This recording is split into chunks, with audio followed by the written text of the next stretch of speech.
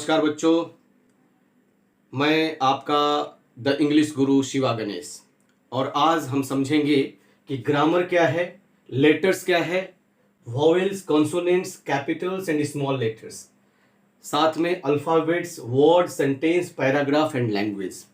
देखिए, कई टीचर आपको पढ़ा रहे हैं।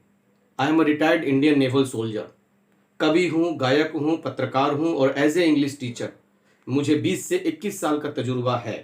I have that experience in academic, schools or somewhere else. So I am going to keep my experience in front of you, my dear, about English, how to teach.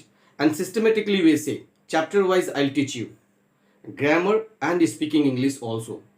So please be with me or share with your friends whatever I am going to deliver in front of you with you. And my dear, listen and always follow me.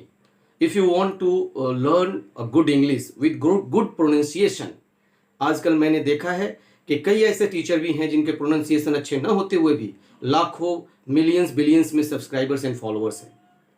हम way of speaking, pronunciation पे भी ध्यान देंगे, उच्चारण पर, spelled पर, और मैं आपको उसकी बारीकियां बताऊंगा एक एक करके एज अ मोटिवेटिंग क्लास के अनुसार। ग्रामर क्या है? सबसे पहले व्याकरण।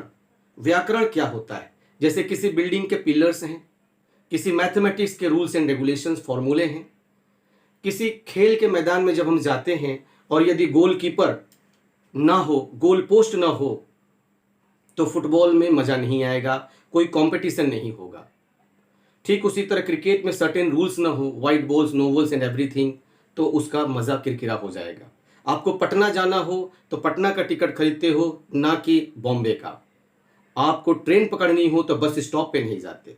सो some rules and regulations are there in each and every language which you have to follow, जो हमें फॉलो करना ही करना है, और दैट इज द ग्रामर। वही व्याकरण है। व्याकरण प्रतिबद्ध नियम है जो भाषा की सुंदरता को बनाए रखता है। Letter A B C D अलग अलग, क ख ग घ अलग अलग, अ आ ई अह तक ये लेटर्स है, वर्ण है, अक्षर है। वोवेल्स, लेटर्स में एक वर्गीकरण यदि किया जाए, क्लासिफिकेशन किया जाए, तो दो तरह से हम देखते हैं कि वोवेल्स, स्वर वर्ण।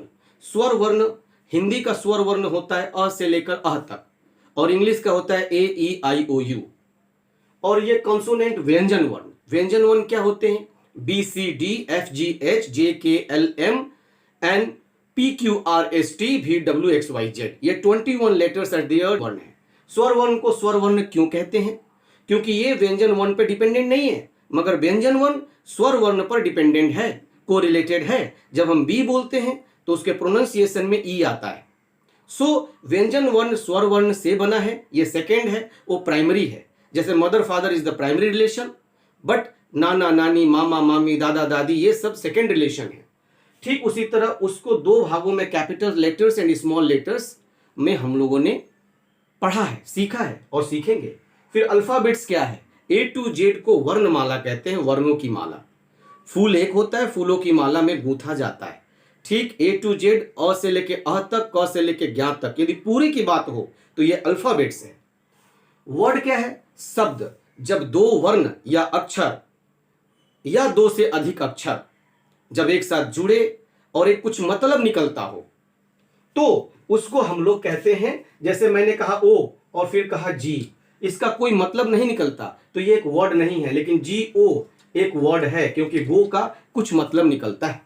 तो इसलिए ये एक शब्द है, कुछ मतलब जरूर निकलना चाहिए, सेंस जरूर होना चाहिए। फिर उसके बाद होता है सेंटेंस। सेंटेंस में मैं कहूंगा कि जिसमें सेंस हो और जिसमें टेंस हो, वही सेंटेंस है। और सेंटेंस दो वर्ड से बनता है, और दो वर्ड जुड़े या दो से अधिक वर्ड जुड़े और कुछ मतलब निकले। Go I is not a sentence, because दो वर्ड तो यहां जुड़े हैं लेकिन इससे का कोई मतलब नहीं निकलता। That's why this is not a sentence. But sentence में दो वर्ड और दो से ज्यादा वर्ड जुड़े और कुछ मतलब निकले तो उसे सेंटेंस कहते हैं। सेंटेंस का फर्स्ट लेटर कैपिटल से शुरू होता है। सेंटेंस में कुछ मार्क्स, पंक्चुएशनल मार्क्स भी होंगे। सपोज दैट फुल स्टॉप हो सकता है, क्वेश्चन मार्क हो सकता है, मार्क्स ऑफ एक्सक्लेमेशन हो सकता है, विस्मयादि बोधक चिन्ह हो सकते हैं। उसके बाद पैराग्राफ। पैराग्राफ फिर बहुत कई सेंटेंस को मिलाकर के पैराग्राफ बनता है, कई सेंटेंस। लेकिन पैराग्राफ में एक और ध्यान देने योग्य बात है कि यदि पैराग्राफ का हेडिंग है गांधी जी, तो नीचे के सभी सेंटेंस गांधी जी के बारे में सपोर्टिंग सेंटेंस होने चाहिए। Then and there that is the paragraph. और फिर लैंग्वेज, लैंग्वेज कई सेंटेंस, कई पैराग्राफ, और इन सभी से मिलकर बनता है। लैंग्वेज के अंदर हम लेटर्स का भी यूज करते हैं, vowels, consonants, capitals, small, alphabets, word, sentence, paragraph, punctuational marks, हर चीज़ों का हम यूज करते हैं, सही तरीके से बोलते हैं, उसको भाषा कहते हैं। और हमने पढ़ा है कि भाषा वह विद्या है जिसमें एक व्यक्ति दूसरे व्यक्ति को अपने मत विचार को समझाता है और दूसरे के विचारों को समझता है। विचारों का आदान प्रदान जिससे होता है वही भाषा है, दैट इज द लैंग्वेज। सो इसके बारे में मैं अगले क्लास में आपको फुल लिख करके बताऊंगा। अभी मैंने समझाया है, क्योंकि समझ लेने से चीजें आती हैं और ना समझने वाली चीजें हम भूल जाया करते हैं।